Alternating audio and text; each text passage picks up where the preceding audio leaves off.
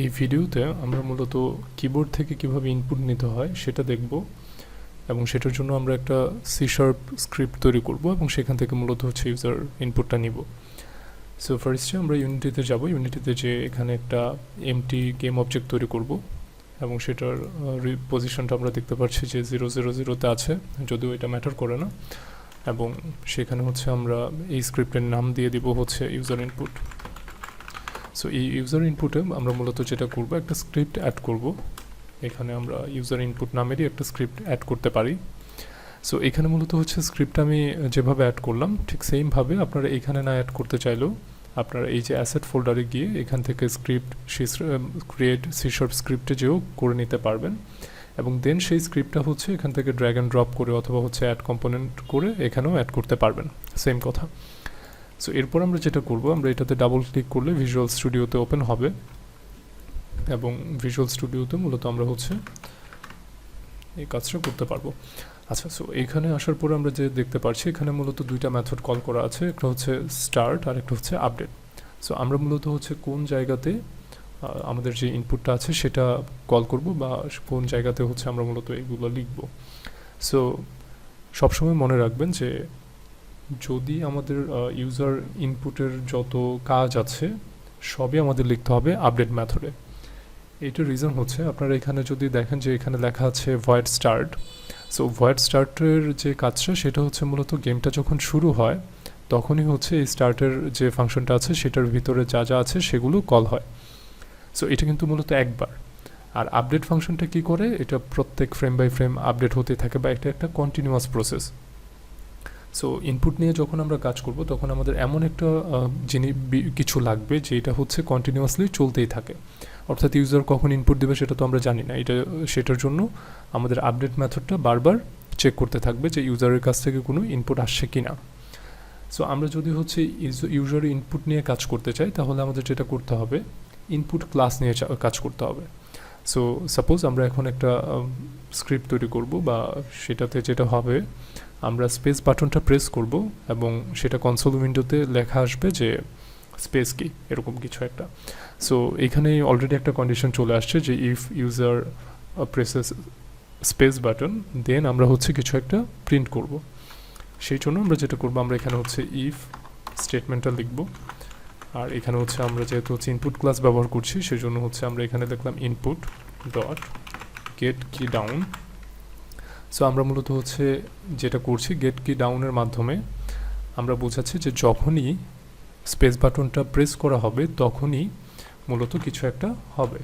So আমরা এখানে কি কোডটা দিয়ে দিচ্ছি যে কি কোড ডট স্পেস, অর্থাৎ স্পেস বাটনটা যখন প্রেস করা হবে তখনই মূলত হচ্ছে কোনো একটা কিছু ঘটবে।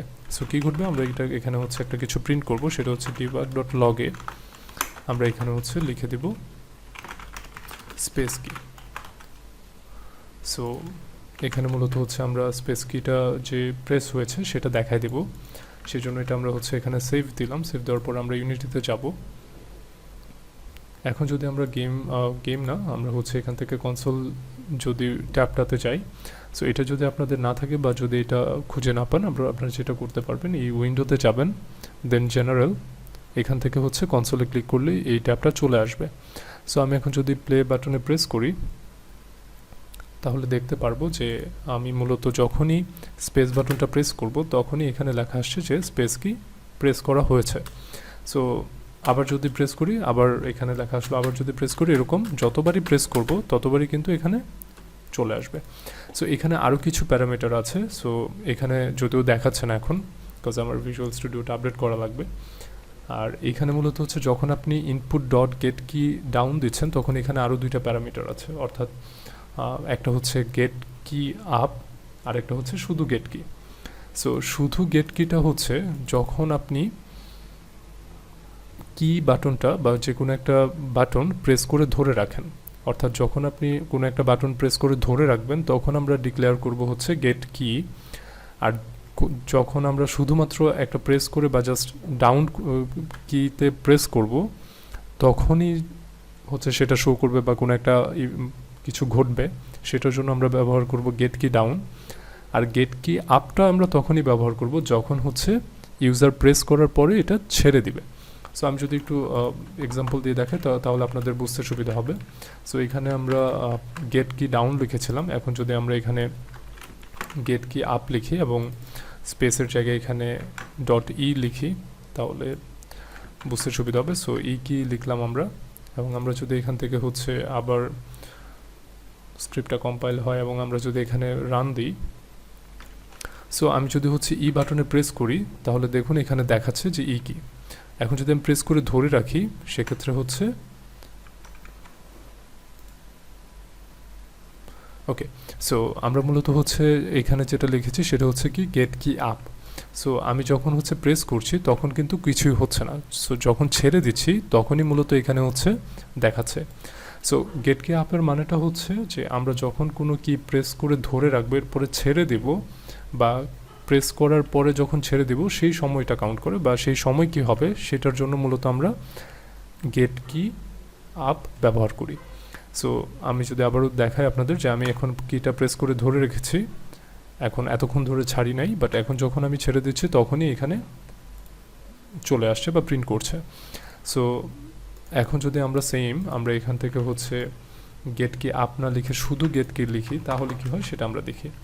সো গেট কি লিখলাম, এখানে কি কোডটা আমরা চেঞ্জ করে এটা অন্য কিছু একটা দিয়ে দিলাম, এবং এখন যদি আমরা টিতে প্রেস করি তাহলে আমরা বুঝতে পারবো মূলত যে গেট কি যে আমাদের প্যারামিটারটা আছে সেটার কাজটা মূলত কি হচ্ছে। সো আমি এখানে আবার প্রেস করলাম, এখন আমি যদি টি বাটনে প্রেস করি তাহলে দেখুন এখানে অনেকগুলো ইভেন্ট হচ্ছে। সো আমি যদি যতবার প্রেস করে ধরে রাখবো এখানে দেখুন যে কাউন্ট হচ্ছে। সো এই হচ্ছে মূলত গেট কি আপ এবং গেট কি ডাউনের কাজ। অর্থাৎ গেট কি ডাউনে যদি আপনি কোনো কিছু ডিক্লেয়ার করেন তাহলে যেটা হবে যে প্রেস করলেই সেটা কাউন্ট করবে। গেট কি আপ হচ্ছে যখন আপনি কিটা ছেড়ে দিবেন তখন, আর গেট কি হচ্ছে যখন আপনি প্রেস করে হোল্ড করে রাখবেন বা ধরে রাখবেন। সো এই হচ্ছে মূলত ইউজার ইনপুটের এই বিষয়গুলোর কাজ। আপনি সেমভাবে কিবোর্ডের যত কি আছে সবগুলো অ্যাক্সেস করতে পারবেন এই গেট কি ডাউন বা গেট কি আপ, এবং সেখানে হচ্ছে কি কোডটা আপনি ডট স্পেসের জায়গায় বা যে কোনো কিছুই দিতে পারবেন। সো আশা করছি আপনারা বুঝতে পেরেছেন, এবং না বুঝলে যেটা করবেন ভিডিও ডেসক্রিপশনে একটা ফেসবুক গ্রুপের লিঙ্ক দেওয়া আছে, সেটাতে জয়েন হবেন এবং ভিডিও কমেন্ট বক্সেও কমেন্ট করতে পারেন। বাট আই প্রেফার যে ফেসবুক গ্রুপে যদি আপনারা থাকেন তাহলে ওইখানে ভিজুয়ালি আপনারা কোনো প্রবলেম ফেস করলে সেখানে অন্যরাও সাপোর্ট করতে পারবে, হেল্প করতে পারবে। সো আপনারা ফেসবুক গ্রুপটাতে জয়েন হয়ে গেলে আপনাদের জন্যই বেটার হবে, বা ওইখানেও একটা কমিউনিটি গ্রো করবে। সো আজকের জন্য এটুকুই, সবাই ভালো থাকবেন, আল্লাহ হাফিজ।